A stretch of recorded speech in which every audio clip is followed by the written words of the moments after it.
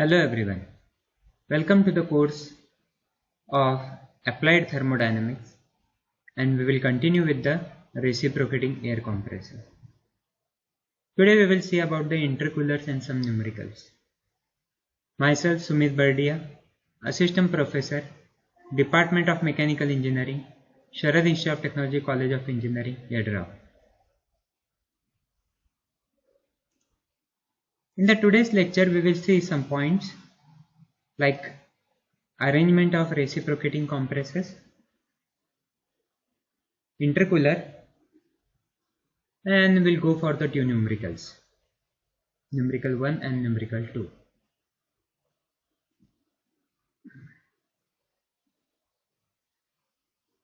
As earlier discussed, the reciprocating air compressors may be classified into single and multi-stage machines, and they may be a single or a double acting.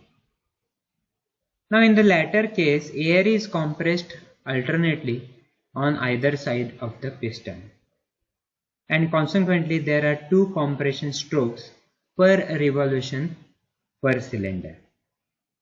Now in some machines, compression in the various stages takes place in separate cylinders. The pistons in which are independently actuated from separate cranks upon the crankshaft. In others, a compound cylinder which forms either 2 or even 3 stages, fitted with a single piston, is employed, and again two pistons may be connected together, each reciprocating in its own cylinder. Now the here figure shows three arrangements in the diagram A, B and C. We will see one by one. Now in figure A, it shows two crank, two stage single acting compressor, two stage low pressure high pressure single acting. In this arrangement, each piston is actuated independently from a separated crank. The cranks are kept 180 degree out of phase. Okay. Then the figure B shows a single crank, three stage single acting air compressor. Here the compression of air in the low pressure cylinder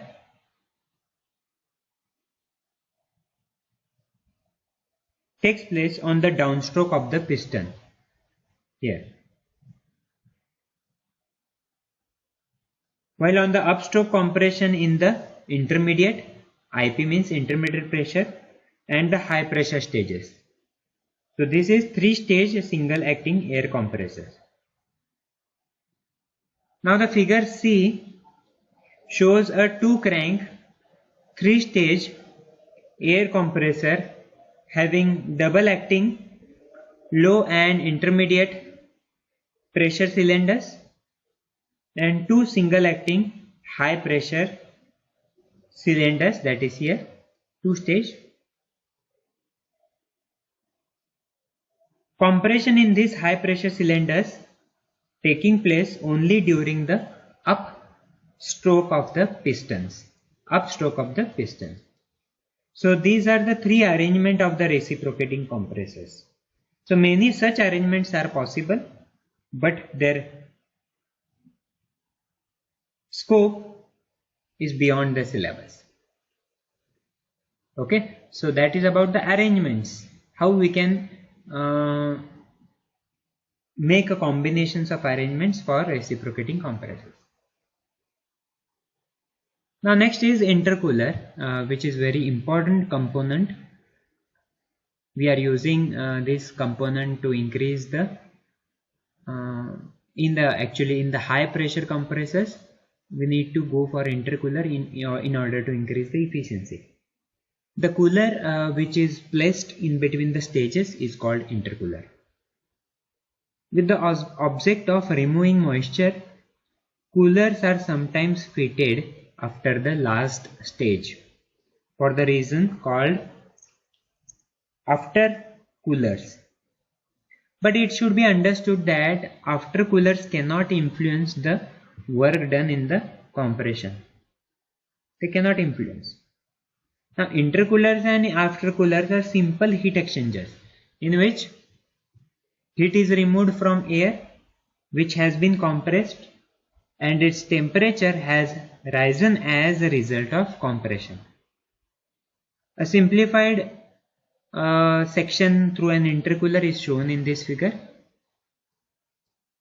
The cooling water passes through the tubes. Here these are the tubes. The cool air comes from here. The cooling water passes through the tubes which are secured between the two tube plates. Here this is tube plates 1 and this is 2, and the air circulates over the tubes through a system of baffles. So these are baffles. Okay, so intercoolers are used between the stages in order to increase the efficiency. Now we'll go through the numericals. We will solve two numericals. We'll go for first. We'll read it first.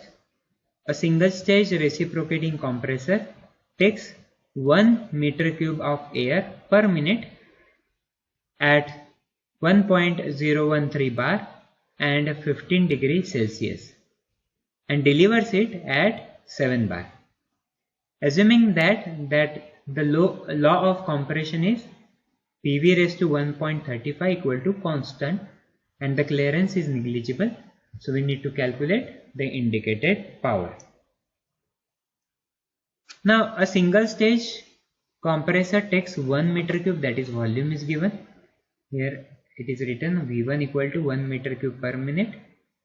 Intake pressure, inlet pressure is given P1 equal to 1.013 bar. Inlet temperature is 15 degrees Celsius. We need to convert into Kelvin, that is 288 Kelvin. Delivery pressure is 7 bar, that is P2 is 7 bar. Law of compression, that is PV raised to N equal to constant, that is N is given 1.35. So we need to calculate indicated power. So what is the formula for indicated power here? So indicated power is calculated by N upon N minus 1 MR T2 by T2 minus T1.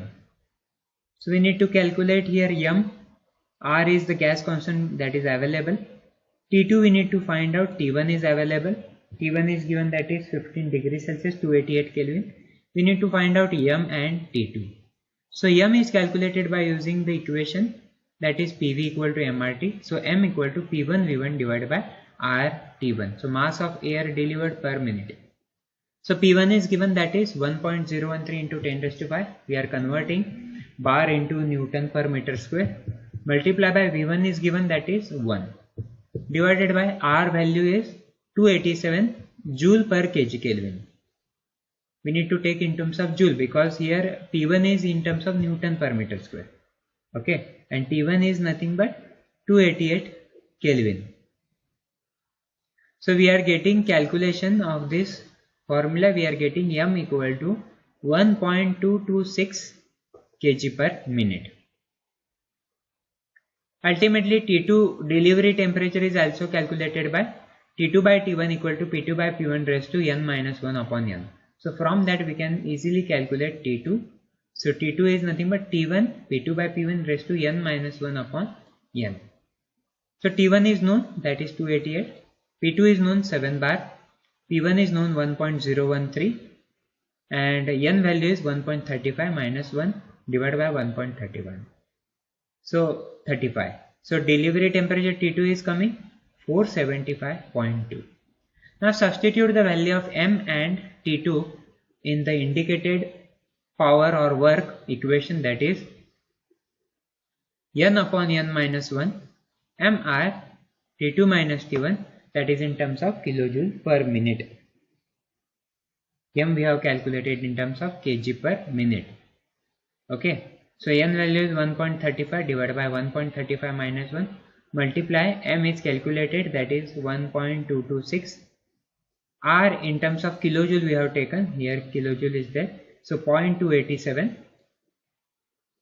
T2 we have calculated 475.2 minus T1 is given 288 Kelvin. So we are getting indicated work as 254 kilojoule per minute. Now if you want to convert into kilowatt, we need to divide by 60. So kilojoule per second is nothing but kilowatt. So indicated power IP is calculated 254 divided by 60. So it is coming 4.23 kilowatt or kilojoule per second. Okay. So that is a simple problem on reciprocating compressor. We'll go with another problem to more clear about the calculations. Now second problem, if the compressor of previous problem, that is we have taken earlier, is driven at 300 rpm and is single acting single cylinder machine, calculate the single cylinder bore required assuming a stroke to bore ratio of 1.5:1. Calculate the power of the motor required to drive the compressor if the mechanical efficiency of the compressor is 85% and that of the motor transmission is 90%. Now volume here deals with the previous problem, that is 1 meter cube per minute, that is at inlet. Volume drawn in per cycle is 1 by 100, that is 0.00333 meter cube per cycle. 300 rpm is given, so 1 by 300 rpm, so that is meter cube per cycle. So cylinder volume is nothing but 0.00333 meter cube. Now swept volume is nothing but pi by 4 d square L. D is stroke, L is stroke, D is the diameter. Okay, so that is nothing but 0.00333. So d square pi by 4 d square L. So d is bore, diameter, L is stroke. So we know that L is nothing but 1.5:1. So here it is written, assuming a stroke to bore ratio, L by D ratio is 1.5.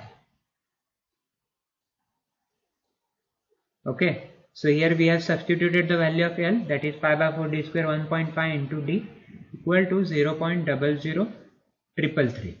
So from that we have calculated d square, or d calculated substituting the all values like 0.00333, that is cylinder volume, multiply by 4. 4 is, here pi by 4 is taken in the numerator, divided by pi, multiply by 1.5. So ultimately we are getting d cylinder bore diameter as 0.1414 meter or 141.4 mm. Now what we are interested in, we need to calculate power of the motor required to drive the compressor. So power input to the compressor is 4.23 divided by 0.85. Okay, so it is coming 4.98 kilowatt, and the motor power we have calculated, that is 4.98 to the 0.9, so it is coming 5.53 kilowatt. So we have calculated in the previous example, that is 4.23 kilowatt. Here power input to compressor 4.23 to the 0.85, 85% is given, that is mechanical efficiency, and motor power is given, that is transmission 90%. For 4.98 to the 0.9 is nothing but 5.53 kilowatt.